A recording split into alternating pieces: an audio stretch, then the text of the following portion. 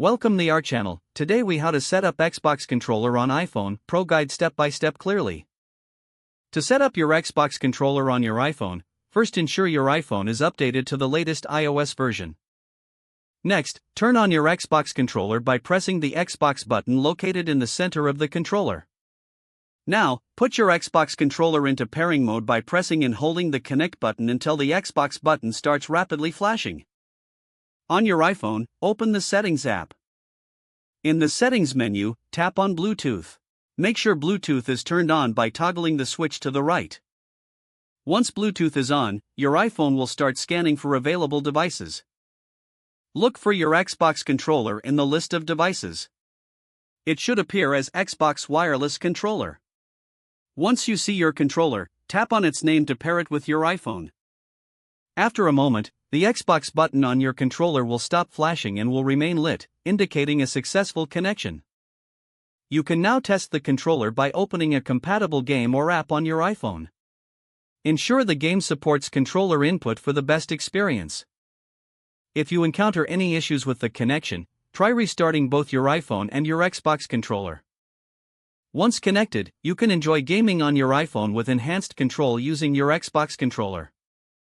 If the page does not load, refresh the browser or try again in a private or incognito window. Make sure you are using the correct email address, then retype it carefully to avoid small typos. If your password is not accepted, use the reset option and create a new strong password you can remember. Check your spam folder for verification or security emails, then complete any requested confirmation steps. Enable two-factor authentication if available to improve account security and reduce unauthorized access risk. After signing in, review your profile details so your contact information and settings are accurate and current. If you see an error message, note it down and try again after restarting your device and internet connection. Log out when you finish, especially on shared devices, to keep your account and payment information secure. If the page does not load, refresh the browser or try again in a private or incognito window. Make sure you are using the correct email address, then retype it carefully to avoid small typos. If your password is not accepted, use the reset option and create a new strong password you can remember. Check your spam folder for verification or security emails, then complete any requested confirmation steps.